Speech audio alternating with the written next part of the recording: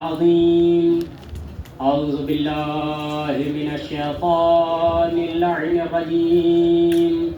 بسم الله الرحمن الرحيم.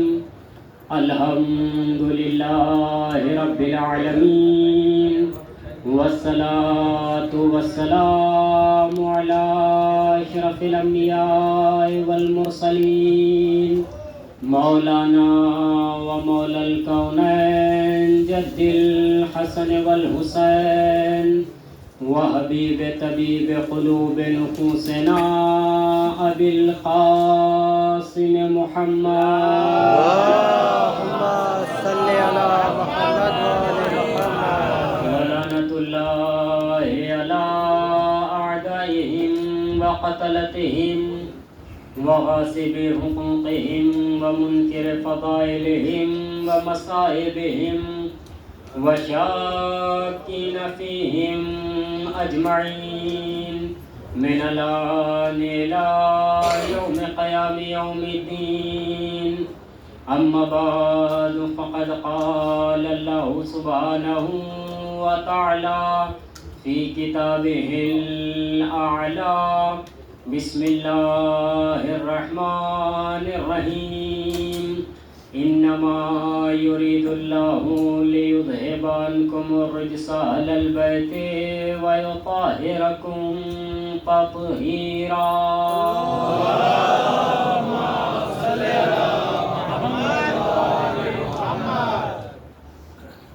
عزیزان گرامی، پروردگار عالم اپنی بابرکت اور متبرک کتاب قرآن کریم میں ارشاد فرما رہا ہے: انما یرید اللہ، بے شک اللہ کا ارادہ یہ ہے، لیذہبا، کہ وہ تم سے رجس کو دور رکھے گا.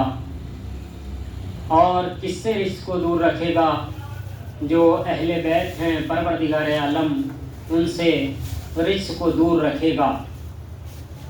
خداوند عالم نے اس آیہ کریمہ میں جو بات کہی ہے وہ یہ کہی ہے کہ اہل بیت اطہار سے ہر طرح کی ناپاکی کو، ہر طرح کی پلیدی کو پروردگار عالم دور رکھے گا.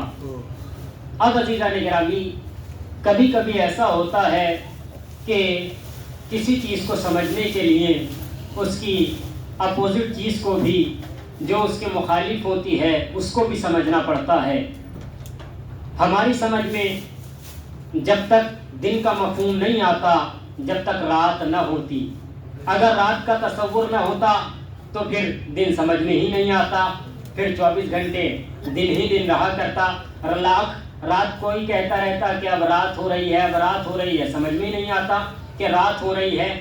یا اگر رات ہی رات ہوتی، صرف ہماری زندگی میں دن نہ ہوتا، تو لاکھ دنیا کہتی رہتی کہ دن نکل رہا ہے، دن ہو رہا ہے، سمجھ میں ہی نہیں آتا. جب دن ہوتا ہی نہیں تو دن ہے کیا، سمجھ میں ہی نہیں آتا. اور اسی طرح سے اگر یہ کہا جائے کہ لمبا ہے مثال کے طور پہ کوئی انسان، تو اگر سب ہی لمبے ہوتے، کوئی ناٹا نہ ہوتا، تو پھر سمجھ میں نہیں آتا کہ گٹا انسان یا ناٹا انسان کیسا ہوتا ہے. سبھی ایک سے ہوتے تو پھر یہ بات سمجھ میں ہی نہیں آتی. اگر سب جگہ ایک سی عمارتیں ہوتی، سب جگہ 20 منزل کی عمارتیں ہوتی پوری دنیا میں، تو پھر جھوپڑی کا تصور ہمارے ذہن میں نہیں آتا. اگر سبھی جگہ ایسا ہوتا یا سب جگہ جھوپڑیاں ہی ہوتی تو پھر ہمارے ذہن میں بڑی بڑی لمبی لمبی عمارتوں کا تصور ہی نہیں آتا. تو کہنے کا مقصد یہ ہے کہ کسی چیز کی بعض چیزیں ایسی ہوتی ہیں کہ ان کی مخالف کو سمجھنا پڑتا ہے. اگر سارے لوگ کالے ہی کپڑے پہنتے یا کالا ہی رنگ ہوتا تو پھر سفید کا کوئی تصور ہی نہ ہوتا. ہرا پیلا سمجھ میں ہی نہیں آتا، بس کالا ہی ہے، اس کے علاوہ کوئی ہے ہی نہیں.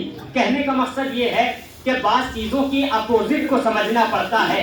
اب پروردگار عالم نے یہ جو یہاں کہا ہے کہ ہم اہل بیت سے رجس کو دور رکھیں گے، تو پروردگار عالم نے یہ کہا ہے کہ دور رکھیں گے. تو عزیزان گرامی، دور جب تک سمجھ میں نہ آتا جب تک پاس نہ ہوتا. پاس جب ہوگا جبھی تو دور سمجھ میں آئے گا. اچھا، اب عزیزان گرامی پاس کو سمجھ لیتے ہیں کہ خداوند عالم پاس کسے کہہ رہا ہے، یعنی نزدیک کسے کہہ رہا ہے کہ یہ پاس ہے. خداوند عالم نے پاس کا جو اعلان کیا یعنی نزدیکی کا، تو خداوند عالم نے قرآن کو کب نازل کیا؟ آج سے تقریباً 1400 سال پہلے پروردگار عالم نے قرآن کو نازل کیا. غور فرمائیے گا اس بات پر، اور یہیں سے انشاءاللہ بات کو آگے بڑھائیں گے. پروردگار عالم نے قرآن کو نازل کیا آج سے 1400 سال پہلے، اور قرآن میں کیا کہا جا رہا ہے؟ الساعۃ آتیۃ، کہ ساعت یعنی قیامت قریب ہے. اب آپ یقینی طور پہ متوجہ ہو گئے، قیامت قریب ہے. اب عزیزان گرامی قریب ہے، کب سے کہہ رہا ہے پروردگار عالم قریب ہے؟ کم سے کم 1400 سال سے تو یقین ماننا پڑے گا. اگرچہ 1400 سال سے ہی نہیں، ان سے پہلے 1,23,999 انبیاء آ چکے ہیں، اور ایک ایک نبی ایسا ہے ان میں 1,23,999 میں کہ کسی کی عمر 2500 سال، کسی کی 2000 سال، کسی کی 1500 سال، کسی کی 1000 سال، کسی کی 800 سال. یعنی کم عمر والے بھی جو نبی ہیں وہ 200-300 سال سے 250 سال سے کم کے نہیں ہیں. تو اب آپ سمجھ لیجئے ان نبیوں سے بھی اللہ یہی کہہ رہا تھا کہ قیامت کی تیاری کرتے رہو، قیامت آنے والی ہے، قیامت آنے والی ہے، قیامت آنے والی ہے. صلوات پڑھیں پر محمد و آل محمد. اب قیامت آنے والی ہے، کب سے آ رہی ہے؟ اگر زیادہ بھی نہیں مانے، ایک نبی کی کم سے کم جو نبی کی زندگی ہوئی ہے وہ جناب یحییٰ کی ہوئی ہے، وہ بھی کتنی؟ 23 سال. اگر عزیزان گرامی 23 سال کم سے کم، سارے نبیوں کی چھوڑیں ہم، ساری زندگی کو 2500 اس کو چھوڑیں 800-900، کم سے کم اگر لگا لیں 100 سال کی زندگی، تو 1,23,999 تو نبی آخری نبی سے پہلے گزرے ہیں. کتنے سال ہو گئے؟ کیلکولیٹ کرتے رہیے گا آپ کہ کتنے ہو گئے. اور اس کے بعد 1400 سال آخری نبی کو ہو گئے. اور قیامت کے لیے پھر بھی میں نے جملہ کہا تھا نا، اپوزٹ سمجھنا پڑتا ہے. آپ ذہن میں رکھیے گا، پروردگار عالم کہہ رہا ہے الساعۃ آتیۃ. اب سمجھیے کتنے لاکھ سال ہو گئے ہوں گے.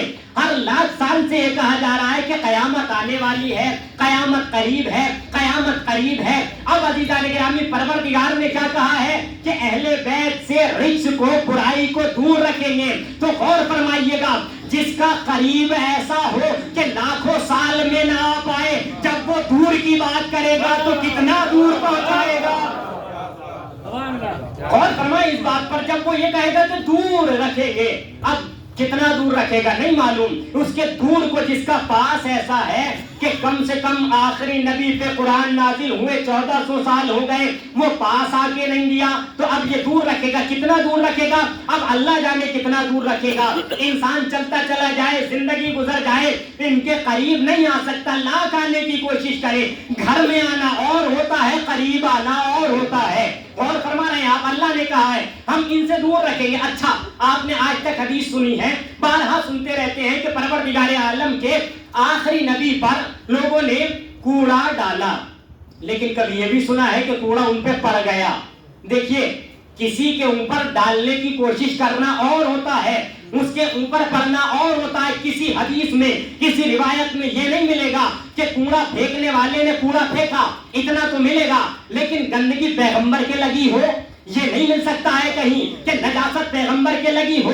عزیزان گرامی، لاکھ دنیا کوشش کرتی رہے کہ نجاست پیغمبر کے، اہل بیت کے قریب آ جائیں، لیکن اللہ کا وعدہ ہے کہ ہم ان سے دور رکھیں گے. جس کا وعدہ پروردگار عالم کر لے، ساری دنیا مل کے اس وعدے کو مخالف کرنا چاہے، اس کے خلاف نہیں ہو سکتا. اب عزیزان گرامی، لاکھ دنیا مٹانا چاہے کہ اس کو مٹا دیں گے، بڑی بڑی طاقتیں بن جائیں کہ ختم کر دیں گے، لیکن اللہ نے کہہ دیا ہو ہمیں بچانا ہے، اللہ بچا کے رہے گا، تم ذلیل ہو کے رہو گے. صلوات پر محمد و آل محمد. عزیزان گرامی، اللہ کا وعدہ ہے، پروردگار عالم نے کہا ہم بچائیں گے. لاکھ دنیا کوشش کرتی رہے لیکن کوئی کچھ نہیں بگاڑ سکتا ہے. جس کو پروردگار عالم رکھنا چاہے، لاکھ دنیا کہتی رہے کچھ نہیں ہو سکتا، کچھ نہیں بگاڑ سکتا ہے. اچھا، پروردگار عالم نے اہل بیت اطہار میں کون کون ہیں سب کو پتا ہے. کم از کم پنجتن کی فہرست یہ آتی ہے، اس میں جو ہم آیت تطہیر کی آیت پڑھتے ہیں اور روایت پڑھتے ہیں، اس میں پنجتن کا تذکرہ ملتا ہے. پنجتن میں کون کون آتا ہے سب جانتے ہیں، اللہ کے نبی ہیں. اور اچھا، یہ تعارف کیسے کروایا ہے پروردگار عالم نے؟ یہ تعارف کرایا ہے جب حدیث قصہ آپ سنتے رہتے ہیں، سارے کے سارے جمع ہو گئے، بہت ہی جسے کہا جائے شارٹ کٹ میں آپ کے سامنے اگر بیان کیا جائے اختصار کے ساتھ، تو اس میں کون کون ہے اللہ کے نبی ہیں. اور امیر کائنات صدیقہ ہیں اور ان کے دونوں فرزند ہیں. اب جناب جبرائیل نے جب پوچھا پروردگار عالم یہ کون ہے تو اللہ نے کیا کہا؟ عزیزان گرامی جناب جبرائیل کسے زیادہ جانتے ہیں؟ اللہ کے نبی کو زیادہ جانتے ہیں. کتنی مرتبہ آئے ہیں؟ 64,000 مرتبہ کم از کم روایت میں ہے کہ اللہ کے نبی کے پاس جناب جبرائیل آئے. کتنی مرتبہ؟ 64,000 مرتبہ. اب جبرائیل جانتے کسے زیادہ ہیں؟ جناب فاطمہ کی تو اتنی عمر بھی نہیں ہے جتنی پیغمبر کی ہے. امیر کائنات کی تو اتنی عمر بھی نہیں ہوئی ہے جتنی پیغمبر کی عمر ہے. یعنی جناب جبرائیل کس کے پاس زیادہ آئے ہیں؟ اللہ کے نبی کے. لیکن پروردگار عالم جب پہچان کرانا چاہ رہا ہے کہ یہ کون ہے، جناب جبرائیل پوچھتے ہیں چادر کے نیچے کون ہے؟ اب جواب کیا ملا؟ ہم فاطمہ، یہ فاطمہ ہیں، یہ ان کے بابا ہیں، یہ ان کے بیٹے ہیں، یہ ان کے شوہر ہیں. پروردگار یہ طریقہ کیا ہو گیا؟ تجھے یہ کہنا چاہیے تھا یہ نبی ہیں، یہ نبی کے بھائی ہیں، یہ نبی کی بیٹی ہیں، یہ نبی کے نواسے ہیں. لیکن عزیزان گرامی پہچان کس سے ہوتی ہے؟ اب یہاں پہ اگر میرے بھائی آ جائیں تو انہیں تو کوئی نہیں جانتا، کیا کہا جائے گا کہ یہ مولانا کے بھائی ہیں. پہچان کا طریقہ یہ ہوتا ہے کہ جس کی پہچان کرائی جا رہی ہے تو اس کی پہچان جس کے ذریعے کرائی جا رہی ہے اسے زیادہ جانا جاتا ہو، اسے زیادہ پہچانا جاتا ہو. عزیزان گرامی اللہ نے جناب فاطمہ زہرا کے ذریعے سے نبی کی، علی کی اور حسنین کی پہچان کرا کے اس حدیث کی طرف متوجہ کرا دیا کہ اللہ کے نبی نے کہا فاطمہ تو ام ابیہا، فاطمہ اپنے باپ کی ماں ہے اور ماں وہ ہوتی ہے جو اولاد سے پہلے ہوا کرتی ہے، اولاد کے بعد نہیں ہوتی.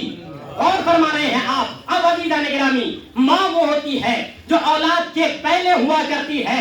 اللہ نے جناب فاطمہ کے نور کو اس وقت خلق کر دیا تھا جب پروردگار عالم نے دوسرے نور کو خلق نہیں کیا تھا. پہلے اللہ نے اپنے نور کے، پروردگار عالم نے اپنے نور سے اللہ کے نبی کو بنایا، پھر علی کو بنایا، جناب فاطمہ کو بنایا. لیکن پہچان کا ذریعہ کسے رکھا؟ پہچان کا ذریعہ جناب فاطمہ کو رکھا. اب عزیزان گرامی یہ پہچان کا ذریعہ اللہ نے اس لیے بنایا جناب فاطمہ کو کہ کائنات میں رشتے جوڑنے والے بہت ملیں گے.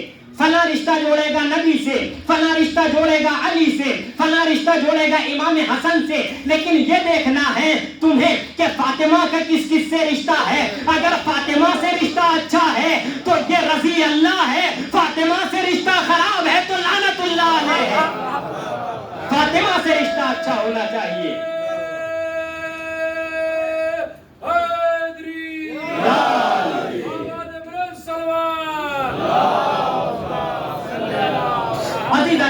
اگر صدیقہ سے رشتہ اچھا ہے، اب سب سے اچھا رشتہ صدیقہ کا رشتہ جو بنا ہے، ویسے بھی امیر کائنات کی بھتیجی ہوتی تھی پہلے سے بھی، لیکن اور زیادہ گہرا رشتہ ہو گیا زوجہ بن کر. بہت گہرا رشتہ ہے صدیقہ طاہرہ کا امیر کائنات سے. صدیقہ طاہرہ کے بہت فضائل ہیں، امیر کائنات کے لاتعداد فضائل ہیں. لیکن عزیزان گرامی روایات کی بڑی بڑی کتابوں میں اور روایات کی شریف کتابوں میں بہت کچھ لکھا ہوا ہے امیر کائنات کے فضائل میں. لیکن جب ہم نے بخاری شریف کا مطالعہ کیا تو بہت ساری حدیثیں بہت لوگوں کے حوالے سے ملے. امیر کائنات کے حوالے سے صرف 3 حدیثیں نظر آئی ہیں. پوری کتاب میں اتنی موٹی ضخیم ہے لیکن 3 روایتیں نظر آئی ہیں.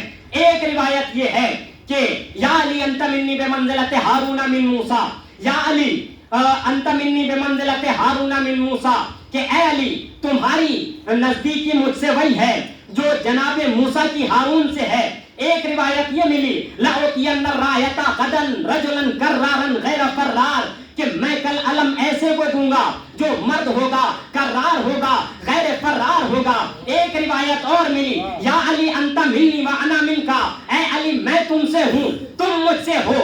عزیزان گرامی علماء سے لوگ کہتے ہیں کہ کیا مسئلہ ہے، یہ کیوں حدیثیں نہیں بیان کی گئیں اور افراد نے کیوں نہیں کی؟ علی کی فضیلت کے لیے کیا یہی کافی ہے؟ عزیزوں یہ 3 تو بہت ہیں.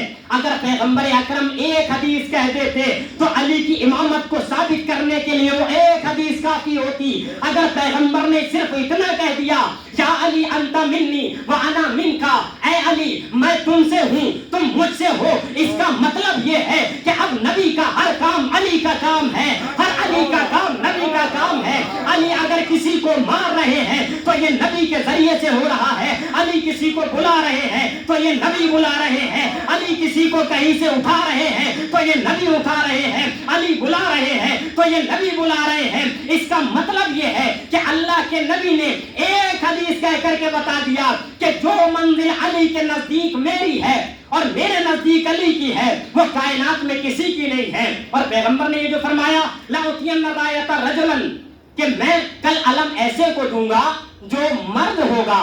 عزیزو ایک جملہ کہہ کے بات کو تمام کروں، پیغمبر اکرم کی ذات وہ ذات ہے جو اپنے اسلام کا علم بھی کسی نامرد کے ہاتھ میں دینا پسند نہیں کرتا ہے، تو جو نبی اسلام کا علم کسی غیر مرد کے ہاتھ میں دینا پسند نہیں کرتا وہ اپنی بیٹی کسی ایسے ویسے انسان کو دینا کیسے پسند کر لے گا؟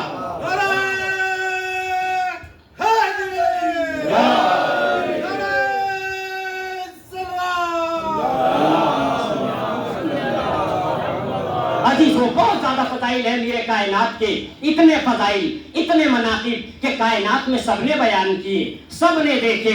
اور عزیزان گرامی امیر کائنات کی ذات وہ ذات ہے کہ آپ جہاں آ جاتے ہیں وہ پھر شریف ہی نہیں رہتا ہے، وہ اشرف ہو جاتا ہے۔